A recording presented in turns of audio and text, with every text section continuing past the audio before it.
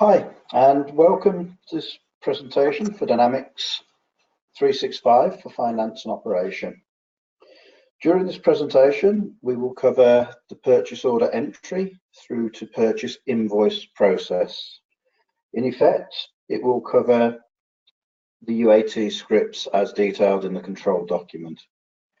We will look to create a purchase order, enter a vendor. We will look to declare whether the purchase order is for an event. I'll show you how to create lines for physical stock, for service items, that's non-physical. We'll look to generate purchase order confirmations that can be sent to the supplier and print these out with the options available to us. We'll receive the stock once it's sent and enter the purchase invoice into the system so that it can be paid through accounts payable. So firstly, let's create a purchase order, and that can be done very simply by navigating the menu bar on the left and going down to procurement and sourcing module and clicking on it.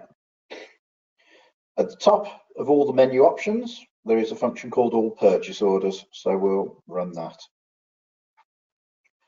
First thing you'll notice when the screen fires up is that it shows us all of our current purchase orders. It shows the status to show whether they've been invoiced or whether they're still open. So what we'll do now, if we wanted to amend a purchase order, of course, we could highlight the purchase order, click edit, make our changes and press save. Just remember, if you amend a previously confirmed purchase order, that purchase order will then go back to unconfirmed and you must reconfirm it. So let's create a new purchase order and process it through. So we'll click on new. We'll pick out our vendor account. Now, there's a number of ways that we can do this. We can hit the drop down and see a list of all of the suppliers in the system. We can enter the code. So we could enter VEN 00001 for A1 hire at Tamworth. Or we could just start typing in the vendor name and it will go and find, so in this case A1 again, the vendor that we're after. So if we select, in this case, Tamworth, that will take all of the defaults down from Tamworth and put them into the system for us, into the purchase order. So we can click on OK.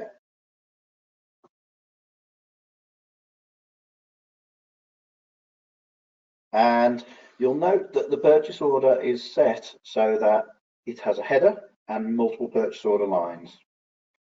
So the first thing we might want to do is consider whether this purchase order is for an event. If it is for an event, we need to click on the header view, which is here.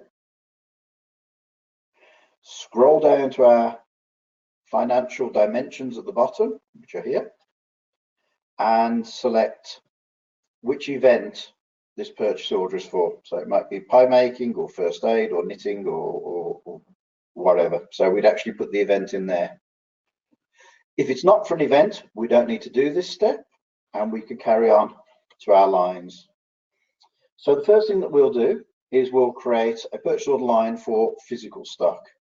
But before we do, you'll note that I have fields for site and warehouse. If you are missing these, then you need to add them, and they're very easily switched on. You go to purchase order line, this menu bar. You find the display dimensions option and run it. You select site, warehouse, and save setup. Once you save the setup, you won't have to do this again. We click OK, and you'll have site and warehouse. So the first thing we'll do is a stock item. So again, we can click on the item number. We have number of choices. As with entering a vendor, we can start keying the name of the product. We can start keying the code of the product, or we could just click on one of the columns, say product name, and I could say that I'm looking for everything that begins commercial. So we'll take a look and go, yep, we've got all that, everything that begins commercial, and that's the particular product I'm looking to purchase. I can tab across and decide which site am I purchasing for. In this case, there's only one for MBA, which will be New South Wales, and which warehouse it's for. In this case, we'll purchase for Sydney. So I can say this is being purchased for Sydney. The other fields we need to enter the quantity. So how many are we ordering? So in this case, we're ordering 100. The system will default a default purchase price, but you have the option to override it. So I might say that each of these costs $25 and any discounts. So I can now see my net amount and save it. Remember that this has been done for a stock product. For a non-stock product, a service, for example, that I'm purchasing, I can create a line, but instead of entering the item number, I need to enter the procurement category, which is this column here. So I can drill down and say that on this one, I'm actually purchasing some advertising, so, and click OK. So when I scroll across, I still need to declare which site and warehouse. So I'll say it's New South Wales again, and it's for, again, for say Sydney, not Streb's house. And I'm going to purchase one of these, and it's going to cost me $900, let's say. And again, I can save. Now, the first thing you'll notice on this screen is that the purchase order has a status of draft. The reason for this is that all purchase orders must be submitted to what we call workflow, so they can be approved by management. So to do that, very simply, we click on workflow on the top menu bar here, and we click on submit.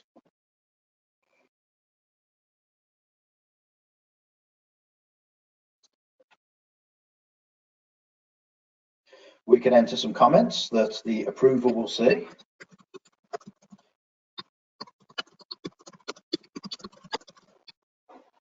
And we can look to then submit it to workflow. It's important to remember that the workflow runs approximately every minute. So the confirmation can either be approved manually by a manager or automatically by the system, depending on the value of the purchase order. If you wish to recall the purchase order because a mistake has been made, again, you can go up to workflow and you have the option to recall, and that will actually pull the purchase order back to you. You'll note the status is now in review because it's been sent to workflow. And just for information, you can click on workflow history, which will actually show you a bit of information about where the workflow is, where it's been tracking, the fact it's activated, who it's been sent to, what date and time it was sent, and we can see information about the submission. As this can take a moment or two to process, I'll just pause the recording and come back when it's been approved.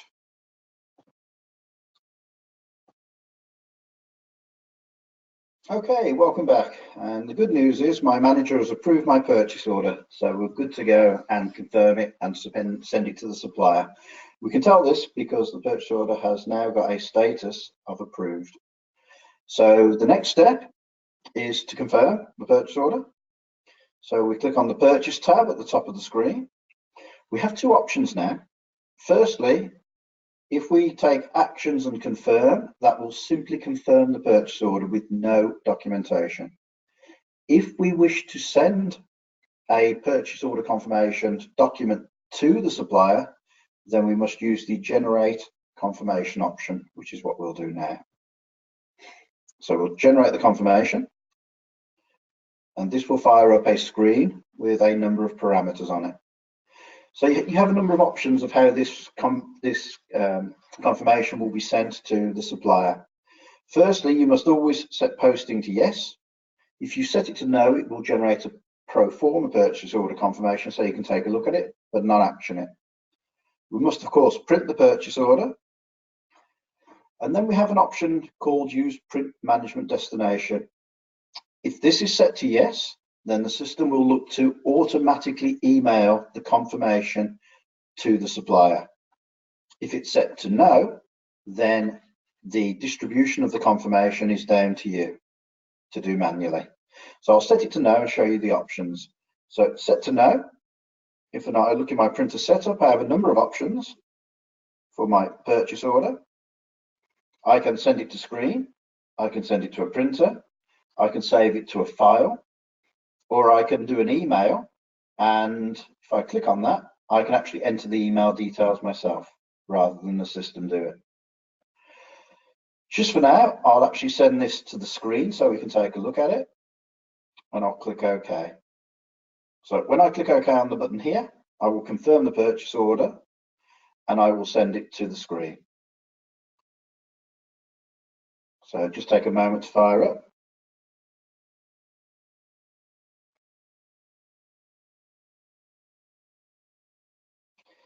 And by the power of Grayskull, we should have a purchase order.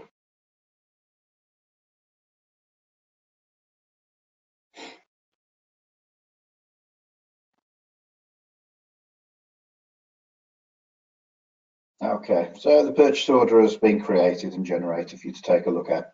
It hasn't been sent because I switched print management to no, so I will deal with it. From this point, you have a number of options.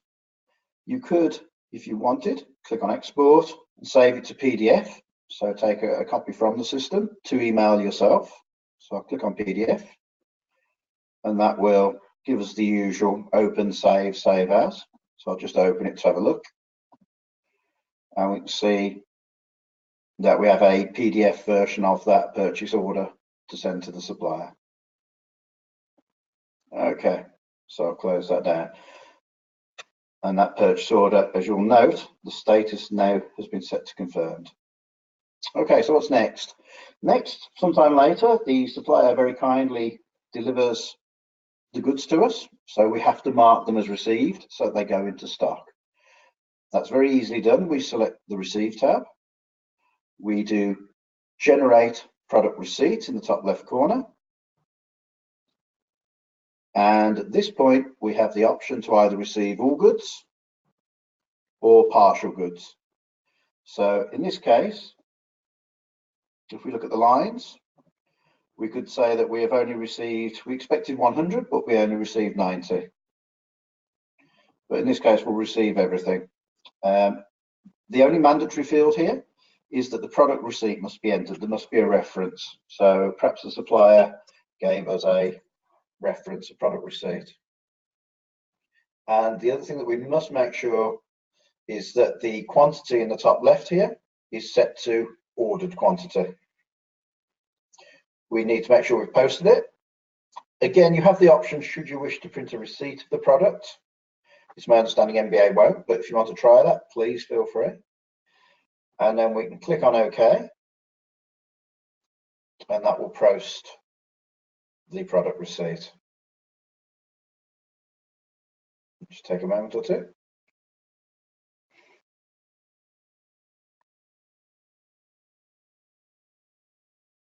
So again, we've got a blue message saying operation completed here. That means it's been successful.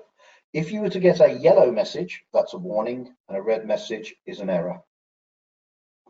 So we've done the receipt. That stock has now been received into stock where it's a stock item. Finally, we can generate the purchase invoice that may have been delivered with the product. So we click on the invoice tab at the top of the screen. We generate the invoice.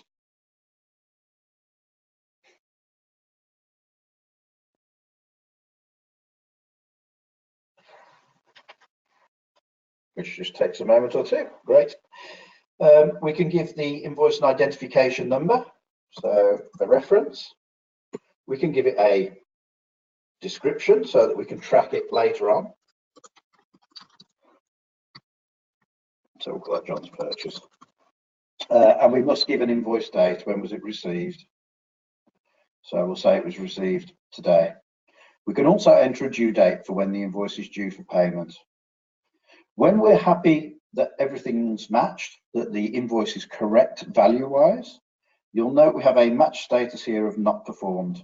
So I've checked the invoice, I've checked what I expect to pay, and I'm happy with it. Then I can do this option at the top, which is update match status. So I click on update match status, and you'll notice it is now passed. And the final step to actually generate this invoice in accounts payable for the team to pay the supplier at the appropriate date is to click on post.